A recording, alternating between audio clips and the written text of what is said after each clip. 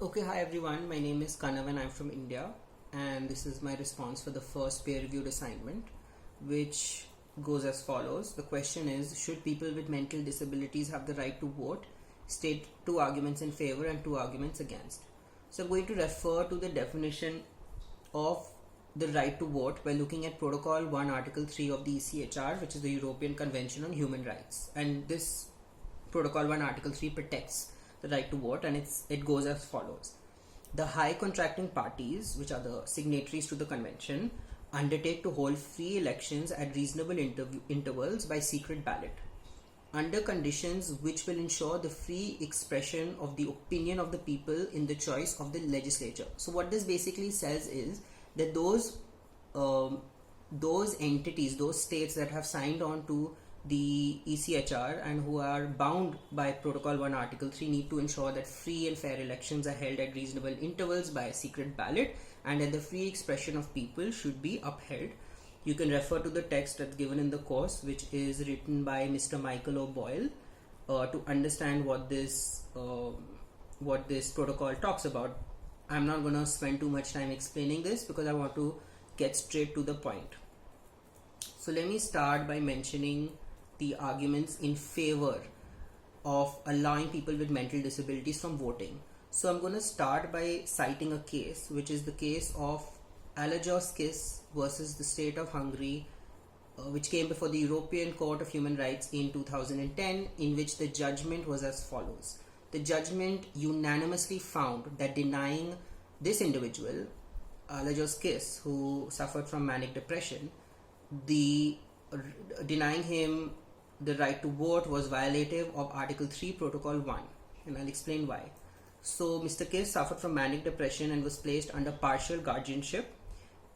He was in Hungary, and Article 70 subsection 5 of the Hungarian constitution stated that persons who are placed under total or partial guardianship lose their right to vote. So this case eventually went to the European Court, and so the European Court used the proportionality test to see whether the Hungarian legislature was correct in its decision or not. And for those who don't remember the proportionality test, it basically assesses and sees if there's a conflict between the fundamental rights of an individual versus the public interest of society.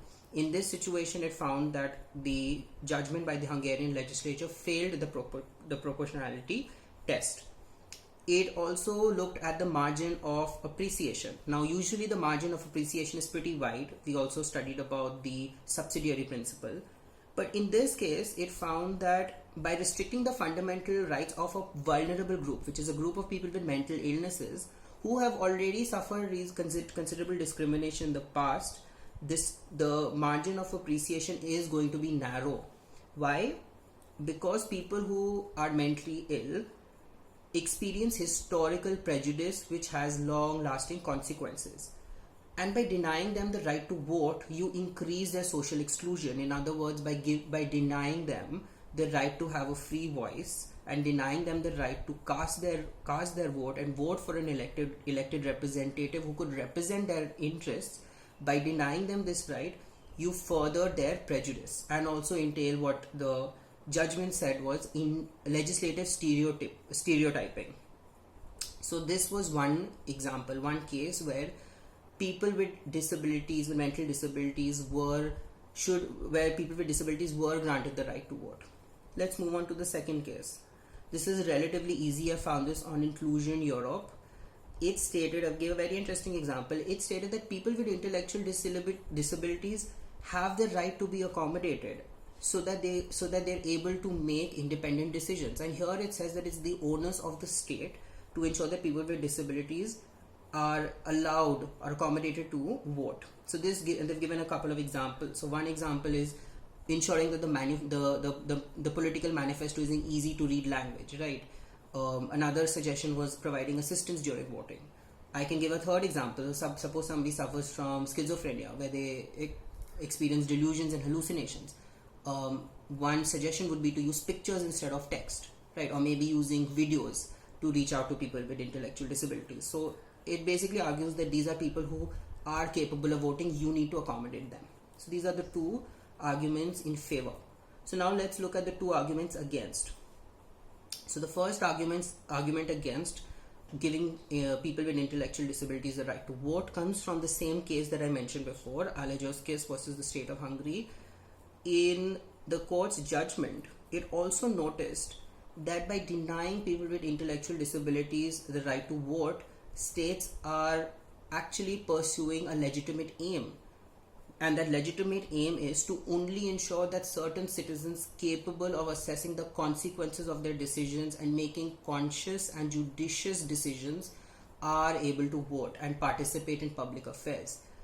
So in this situation, one of the insights from the court was that if your legitimate aim is to ensure that only those citizens who are capable of assessing the impact of their decisions are, in that situation, curtailing mentally ill people's right to vote is fair, right? And so it decided that you need to individualize judicial evaluation, which means that you need to look at these issues on a case-to-case basis. Unfortunately, in this case, a blanket ban or a blanket prohibition was imposed in Hungary, which is why this case was eventually lost by the state. But it's very interesting because it says that if you consider each intellectual disability independently, you might be accurate in denying people with intellectual disability from voting. Okay, so the second argument against comes from a reading of J.S. Mill. So for people who don't know, J.S. Mill was a political theorist. He wrote interesting books on liberty, on freedom, on voting. And J.S. Mill was a political theorist who propounded the idea of plural voting. So those liberals who are inspired by J.S. Mill's idea of democracy and freedom may have come across his theory of plural voting. So J.S. Mill has written a lot about voting, and he says that if you want full participation in government, Mill argues for plural voting. And what he means by that is, he says that people who are more educated should have a greater say in electoral decisions and should be given multiple votes. So in other words, a doctor should be given more votes, whereas a sweeper should be given less votes or maybe not be allowed to vote. And the argument that J.S. Mills makes is that you need to define your democracy by two factors, which is competence and participation. And he argues that if you want a functioning democracy, if you want a democracy where competent people are participating, you need to ensure that only those who have the right ability to vote should participate in the electoral affairs, and those who cannot should be educated and should only vote when they can. So if you believe in this train of thought, you might argue that people with intellectual disabilities are not competent to vote, and hence they would mess up, quote unquote, mess up a democracy. So this text comes from this individual called J. Miller. He published this text in 2003, and he argues that such a reading is not elitist, although some people would say it is. So yeah, these are my 4 arguments, 2 for and 2 against. I've cited some of the concepts used in the course. So I hope that you enjoyed listening to this, and I look forward to listening to your comments. Thank you for watching.